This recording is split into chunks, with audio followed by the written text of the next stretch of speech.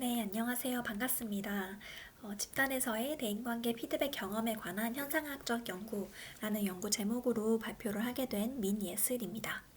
네, 아마 이 발표를 들으시는 분들은 이제 집단 상담과 관련된 궁금증이 많으신 분들이라고 생각되는데요. 한번 끝까지 관심을 가지고 함께 연구를 들어봐 주셨으면 좋겠습니다. 그러면 시작을 하도록 할게요. 네, 연구 목차는 다음과 같고요. 일단 연구의 필요성 및 연구 목적부터 설명을 드리겠습니다. 일단 집단 상담은 되게 이제 개인 상담과 비교를 했을 때 여러 장점들이 있어서 널리 활용되고 있는 상담 개입의 한 방식입니다. 집단은 되게 효과적이라고 많은 연구들에서 보고를 하고 있는데 실제로 저희도 많이 경험을 하기도 하고요. 근데 그 여러 가지 집단에서의 효과를 가지고 오는 요인들 중에서 대인관계 피드백이라는 변인에 저는 주목을 해보았습니다. 대인관계 피드백은 다른 사람의 행동에 대한 자신의 느낌이나 생각을 전달하는 의사소통 과정인데요. 집단에서의 대인관계 이론에 따르면 피드백을 통해서 사람들은 자신의 대인관계에 대한 관점을 새롭게 업데이트할 수 있는 기회를 부여받게 되고요. 결국에는 이런 피드백 과정을 통해서 집단 안에서의 변화가 일어난다라고 개념화하고 있습니다. 집단에서의 피드백 관련된 어떤 경험적 연구들을 좀 살펴보겠습니다. 집단에서의 피드백을 많이 받을수록 가장 많은 변화를 보였다든지 아니면 집단에서의 피드백이 이제 얼마나 집단 과정, 즉 상호작용의 질이나 깊이, 응집력을 촉진했는지 이런 연구들은 조금 많이 있어 왔고요. 질적인 연구들 같은 경우에는 집단 딱 대인관계 피드백과 관련된 경험은 아니지만 집단 상담 경험 혹은 집단 상담에서 경험한 자기 성장 이런 주제들로 연구가 되어 와 있다는 것을 확인할 수 있었습니다. 이처럼 대인관계 집단 속에서의 피드백은 이론적으로 되게 집단에서의 변화를 촉진하기 위한 핵심 조건이라고 얘기가 되어 왔고 양적 연구에서도 마찬가지로 집단 과정과 성과 영향이 검증되어 왔습니다. 하지만 질적 연구에서는 이제 피드백 경험 그 자체를 딱 주목해서 확인한 연구들은 좀 드문 상황인데요. 그래서 저희는 실제로 집단에 참여한 사람들이 대인관계 피드백을 받으면서 어떠한 경험을 하는지, 그 경험에 참여자들이 어떻게 의미를 부여하고 성장해 나가는지에 대한 심층적인 이해를 담고자 연구를 시작하게 되었습니다. 네, 연구의 목적은 집단 상담의 획인의 대인관계 피드백 경험과 그 영향을 심층적으로 탐색하고자 하기 위한 것이었고요. 연구 문제와 기대 효과는 제시된 바와 같습니다. 네, 연구 방법입니다. 연구 참여자 선정을 하게 되었는데요. 저희는 총 8명의 연구 참여자를 선정하게 되었습니다. 대인관계 집단 상담에 참여하였고 대인관계 피드백 경험을 풍부하고 자유롭게 드러낼 수 있는 전형적인 사례를 선택을 하고자 하였고요. 보시는 바와 같이 8명 중에서 7명은 상담 관련 전공자였고 자격증이 있었고 자격증이 있다는 것은 사실 이제 집단 상담 경험도 있다라는 걸 전제를 할 수 있을 것 같은데요. 집단 참여 경험은 많게는 4번, 적게는 0번 이렇게 분포했다고 보시면 되겠습니다. 네, 연구 도구 인터뷰 질문지가 또 중요한 부분인데요.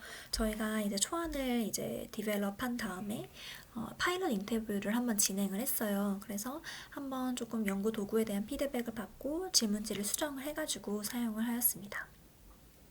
네, 자료 수집 절차는 이렇게 진행이 되었는데요. 연구 참여자를 모집해서 집단 상담을 실시를 하고 그 다음에 이제 그러니까 집단 상담을 실시하지 않은 다른 연구자가 심층 인터뷰를 진행하였습니다.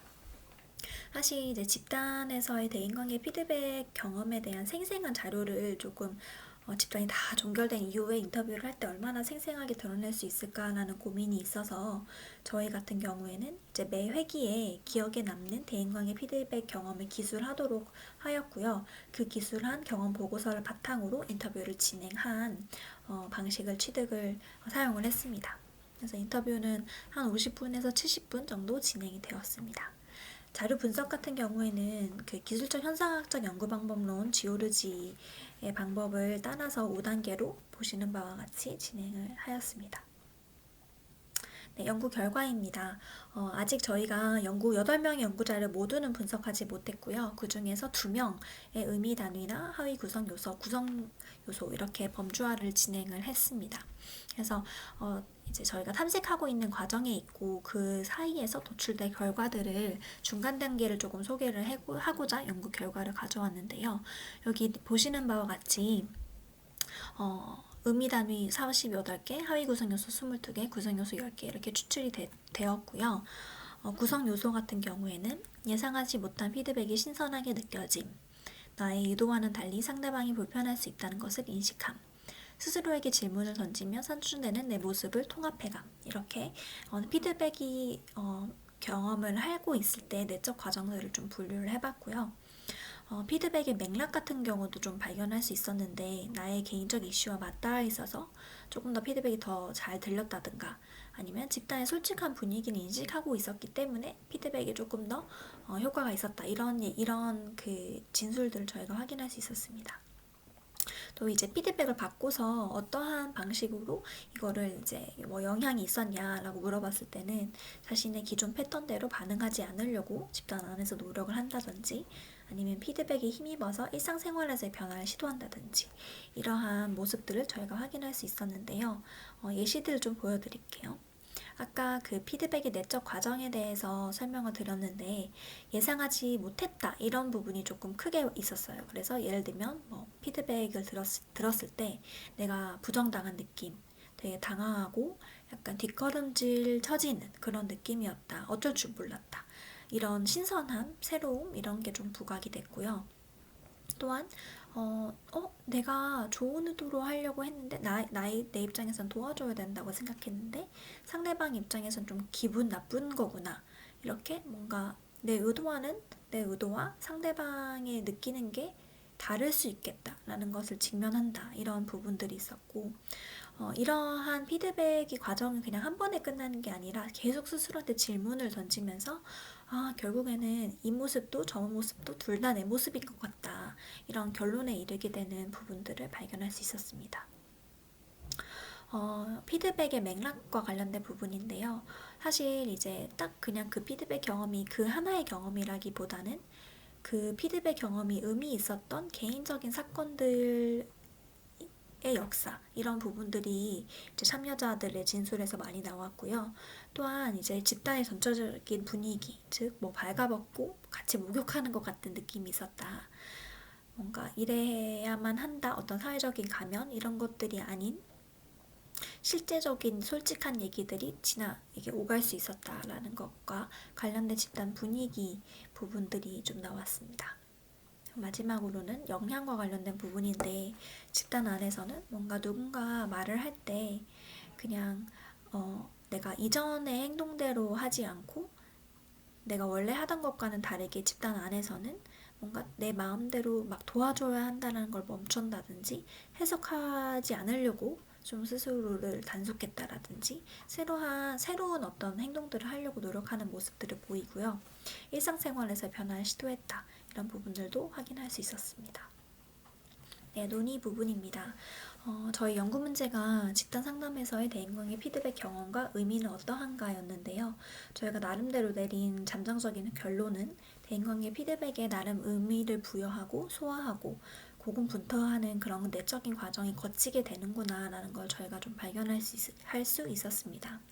그리고 두 번째로는 피드백으로부터 얻은 통찰에 힘입어서 어떤 새로운 행동을 시도하는 그런 과정들 또한 드러낼 수 있었습니다. 네, 연구의 의의 및 시사점입니다. 질적 연구를 통해서 집단 상담에서의 대인관계 피드백 경험을 심층적으로 이해하고자 시도를 하였고요. 집단원들의 경험을 생생하게 드러내고 기술을 하고자 하였습니다. 그리고 이제 대인관계 피드백을 받았을 때 단순히 어떤 입력하고 딱 어떻게 뭐 결과치가 딱 나오는 그런 과정이라기보다 어떠한 그 과정마다 있는 치열한 내적 과정들을 이해하고자 하였다는 데 의의가 있습니다. 연구적으로는 저희 연구가 대인관계 피드백 경험이 과거에 학습된 어떤 대인관계 규칙이 교정되는 경험으로 이해해 볼 수 있겠다는 생각이 들었고요. 추후 연구에서는 대인관계 피드백 경험이 어떠한 과정을 통해서 일상생활에 적용되는지 그런 메커니즘을 좀 더 살펴볼 필요가 있겠다. 예를 들어서 뭐 회기간의 경험이 어떠한지를 좀 살펴본다든가 그런 연구들을 해볼 수 있겠다는 생각이 들었고요. 임상적으로는 집단 안에서 그리고 집단 밖에서 피드백을 실제적으로 훈습이라고 하죠. 워크스루 하는 거의 중요성을 좀 다시 한번 집단 리더들한테 시사하는 바가 있을 것 같습니다. 네, 저희 연구는 여기까지입니다.